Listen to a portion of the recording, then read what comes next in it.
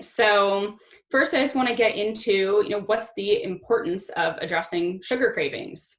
Like so many of us, right, are having that, maybe it's that afternoon sugar craving or that later in the evening after dinner, late at night, the sugar cravings. So one, I'd say the big one we always think about, I just want to feel in control, right, of my choices. I feel like I have to have that sugar. So feeling in control of your food choices can be really important. And also then, of course, this is looking more at the internal effects of the sugar cravings. So helping to create stable energy throughout the day when you're addressing those sugar cravings, and also helping to balance blood sugar. So the importance of addressing the sugar cravings. So I got through, so feeling control of your choices, right? Having stable energy throughout the day, helping to balance your blood sugar, right? Because we'll get into these details, but a lot of times when your blood sugar is imbalance, that's when you're craving the sugar. Your body's asking for the sugar to, if it's low, helping to raise your blood sugar to a more stable level for the day. And then ultimately, addressing the sugar cravings will help aid in weight loss. One, because it's affecting your food choices, but then also because it's helping to keep your blood sugar stable throughout the day, which is going to help with internally, help you lose weight. So let me go on to the next slide. And again, if anyone has any questions that pop up, you can always put those into the chat box. So first, getting into nutrition, right? So why are we getting sugar cravings? And so looking at a few different, really all the different macros. So looking at, are you getting enough protein, right? Or macronutrients. So protein, carbohydrates, and fat. So we're gonna talk about all of those and how important those all are for helping to keep blood sugar stable so that you are not having these sugar cravings. And so first one, protein, right? So are you getting enough protein? So protein helps to keep blood sugar stable, but it also is made up of the amino acids that actually build the brain chemicals to help stop those sugar cravings. So it acts in a couple different ways to help with the sugar cravings and blood sugar. And so, of course, protein, right? We always think of like animal protein, so meat, fish, those kinds of things, but other foods also have protein. So dairy, and kind of beans, lentils, and nuts and seeds. So we have a variety of different sources of protein. And I'll talk in a second about the different proportions and quantities of, how much are you getting. So, but just to go over all of these first. So then the carbohydrates. So are you getting enough unrefined carbohydrates? And the importance here is that they're the unrefined, which means it's in its whole form. So examples of these are like root vegetables, like potatoes, sweet potatoes, winter squash, like butternut squash, really any of those squashes that have a consistency like pumpkin, compared to like zucchini and summer squash, which doesn't have that same consistency. So these are going to be nice starchy carbohydrates. And then beans, lentils, also carbohydrates, right? They have protein and they also have carbohydrates. And then, of course, our whole grains, right? Like brown rice, that's kind of our typical go-to unrefined whole grain, and fruit, whole fruit. And so these sources are carbohydrates, one, are your body's preferred source of fuel, but they also have a lot of fiber. So they're going to help keep your blood sugar stable. Whereas the refined carbohydrates, more like the bread, pasta, crackers, those things are mostly, they've refined to the point where they have less fiber than they would in their whole state. And so that's why I specify the unrefined carbohydrates. So let me just check that. Okay, to see if any, just checking to see the chat box here. Okay, so no questions yet. Okay, so moving and then moving on to the healthy fat. So this is also really important because the dietary fat helps keep your blood sugar stable. So it's going to be a slower release.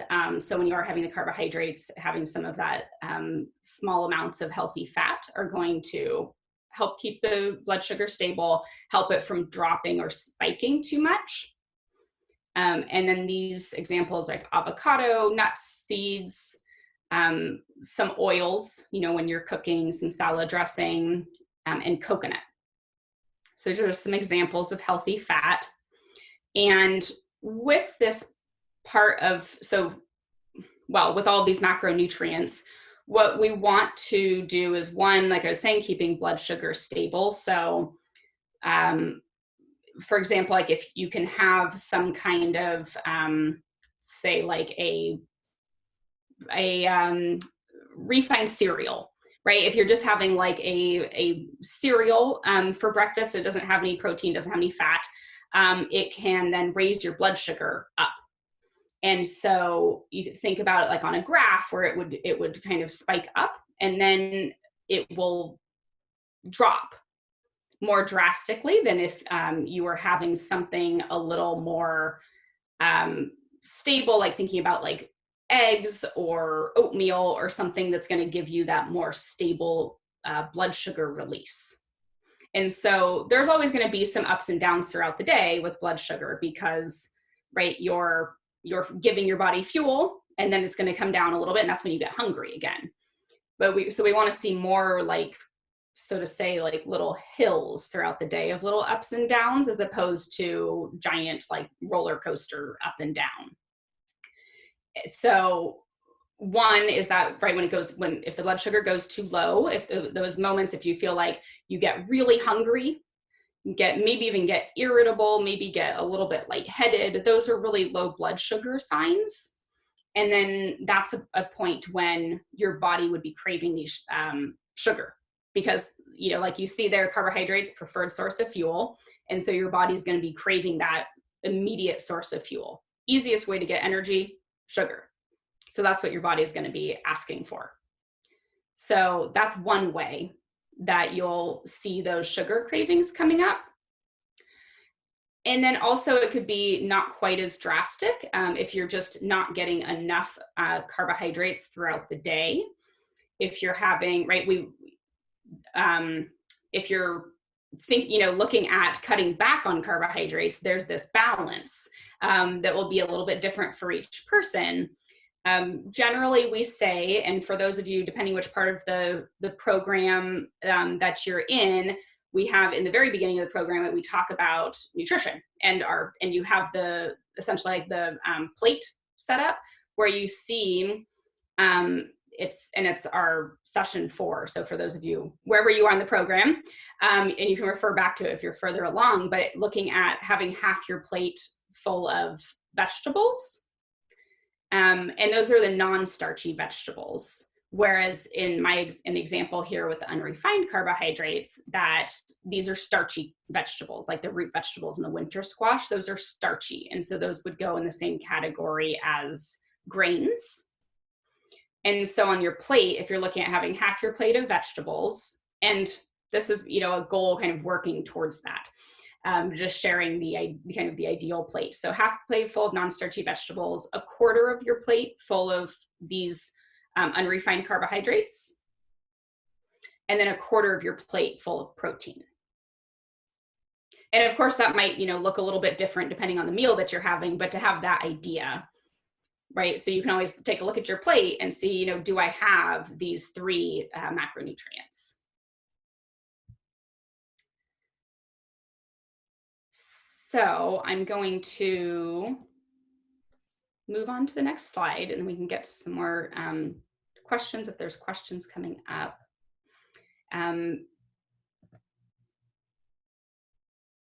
So, and we'll kind of come back a little bit more to the nutrition, but just to give you that overview, right? And so another part of sugar cravings could be habit.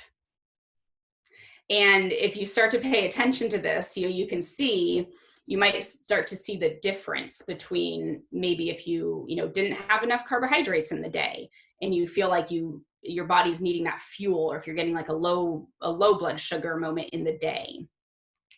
Whereas a habit is more, right, if you got into the habit of having something sweet after dinner, your body gets into this cycle, right, where it's like, okay, it's after dinner, I gotta eat something sweet.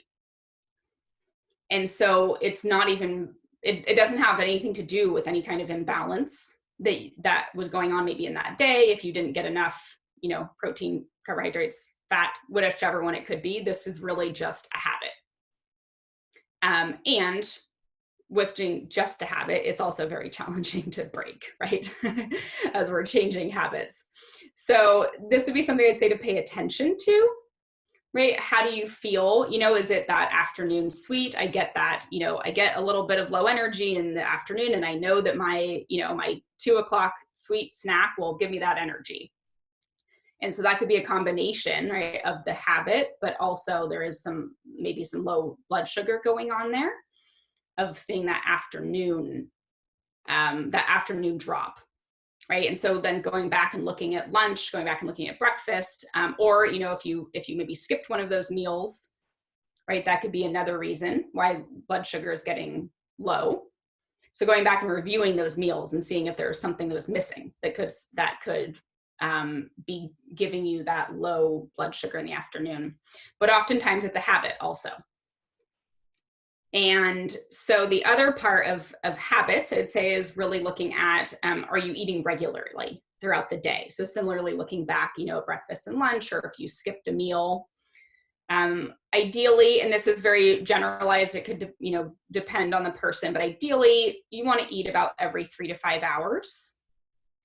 So if you're going past that 5-hour mark, usually I would say it's either that you maybe had a really big meal and your body is still digesting that, or you have forgotten.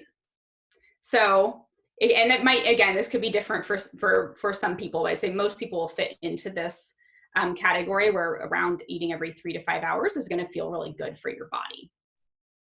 And so again, if you're not eating around that time, that could be where you're having that dip in blood sugar after the 5 hours. And that's where you're going to start craving sugar.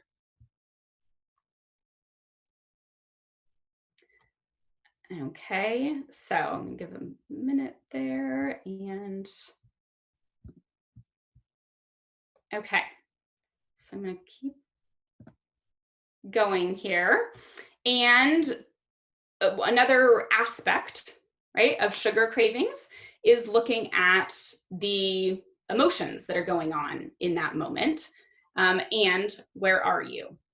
So if any of you have ever noticed, right, if somebody brings home a box of fresh donuts and they're sitting in their kitchen, what do you want to eat? You want to eat the donuts, right? Because they're sitting there. And you see them, right? So this is, I call it a proximity craving, where if it's in your kitchen or at your desk, wherever you are, right, it's there. And so your mind is always thinking about it and you want to eat it. And so this is another one where it doesn't actually necessarily have to do with any kind of imbalance, within the body, within what you've been eating that day. It's really just your mind, saying, well, I know donuts are there. I like the taste of donuts. I want donuts. So something to pay attention to here, what's in your kitchen? How are you supporting yourself, right, as you're trying to reduce sugar cravings? And then the other one is really the emotions. So are you stressed? Are you having, is there some kind of like emotional highs, emotional lows, right? We can really use food for so many different emotions. And so looking at what's going on there, right? So are you feeling stressed? Stress can cause blood sugar highs and lows, right? Which then is going to lead to the sugar cravings. And so this is, I would say, giving yourself some time to pay attention, after the webinar, after, throughout the day, thinking about, if you are going towards sugar, especially today when it's fresh in your mind, right? Thinking about what is this, right? Could it be, am I missing something from earlier in the day? Is it this a habit, right? Is it my 2 o'clock afternoon snack? Or is it is there something going on? Am I feeling really stressed and I just want the cookie? So, right. So thinking about what's in your kitchen, but also, so the emotions is definitely it's a big piece, right? Seeing how you're feeling. And so one of the things that I like to recommend with, if you're feeling stressed or there's, you feel like it is having to do with emotions, is one, I like to recommend to create a list of, and I've actually talked about this before, if anyone was on this previous webinar, about it's a stress reduction list. And so creating a list of activities that you enjoy doing. So hobbies, right? Reading, gardening, sewing, right? Whatever it is, or that you enjoy doing, not your to-dos, but actual hobbies and activities that you find calming, right? Going outside, going for a walk, whatever, anything in your house that feels calming for you. And I recommend you starting there. If you feel, or you have, I can say yes, donuts. So yes, if you have donuts in your kitchen and you're feeling, I'm just really stressed out today, I know there's donuts in there, right? You're dealing with the emotion, you're dealing with the proximity craving. So I recommend, try something from your list first. So when you're working with the sugar cravings, always trying to work with your body. And so I know it can be challenging, especially in the moment. So thinking about, as opposed to just, sitting still and thinking to yourself, I'm just not going to have them. I'm not going to have the donuts. I'm not going to have them. And that's really hard, right? That's really challenging because you start to work really against your body because your body wants the donuts. So instead, giving your body an alternative. It's always easier to have an alternative when you're trying to make a change. So thinking about, okay, well, I'm going to, go outside and maybe walk around, or go, take a look at my garden, or I'm going to sit down and read, my book for this amount for 10 minutes or whatever it is, and then see how you feel. Because oftentimes the cravings will also pass. And then, right, because it's not that you're actually hungry. If you're hungry, it doesn't pass. You just get hungrier. Right? But if it's a craving, if you give it some time, it will go away. And so I like having that activity list as an alternative to help give you that time for the craving to disappear without you sitting there fiddling your thumbs thinking about the donuts. I think it can be really helpful to have your go-to snacks, right? Especially if you know that you have, for example, like that afternoon time when you want a snack, you want something sweet. I'm going to stop sharing here. Okay, right. You want something sweet. And so that's a great way to having like that popcorn, right? And it sounds like it's a very slow snack, right? So it's like one at a time, enjoying that snack. And so that's a great way to help you as you wean off of the sugar. If you wean off of your sugar cravings, right? Having that alternative. So one, I was talking about that activity list, but then yes, also having some go-to snacks, right? That you enjoy that are low in sugar. And sometimes fruit can also be a good one because you're getting that natural sugar. And like looking back at the slide about the nutrition, is that, right, you're giving your body some of that unrefined carbohydrate. And I would say with that, where looking at if there's an underlying reason, right? If it has to do with the nutrition, or if it's just a habit, it's great to have that alternative, right? To help break that habit, like the popcorn. But if it's something that's an underlying issue, right? If you're not getting enough of the protein, the carbohydrates, or the fat, then paying attention to that, because that'll help reduce the sugar cravings. So you don't have to feel like you're combating them every day. So I just want to add that in there, right? Where it should get easier. It shouldn't feel like you're having to fight against the sugar cravings every day when you're getting to address those underlying issues. So let's see. I have Mark in the chat says, but if the sugar craving is caused by low blood sugar, you actually do need to eat something, right? So if you're having a sugar craving and it doesn't have anything to do with what you've eaten or how long ago you ate. Exactly. That's when I was giving that example, right? If you're like, I'm stressed, I'm not hungry, but I'm stressed and I want the cookie or whatever it is. But if you're hungry, right, and you have that low blood sugar, it's probably time for you, I would say you want to have a meal or a snack if it's not, a meal time or you're not somewhere where you could have a meal. You do want to have some carbohydrates, right? But you could just sit down and have your full meal.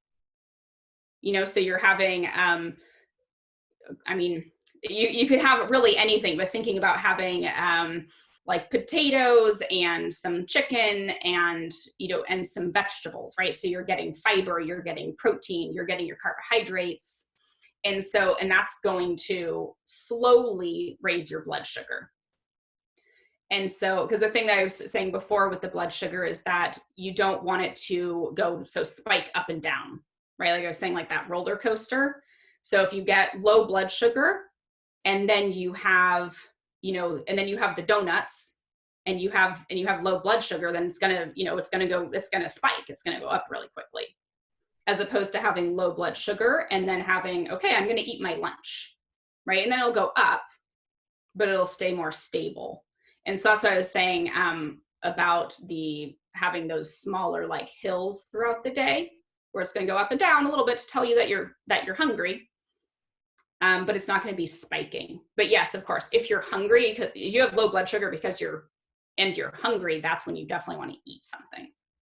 And I'd say a meal or some kind of classic, like fruit and nuts as a snack, right? Or like avocado and bread, something where you're getting, so avocado and bread, right?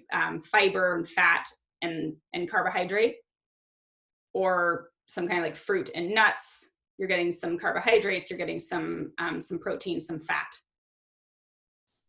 So just a couple of examples of what you could eat. Does anyone have any last questions before we end?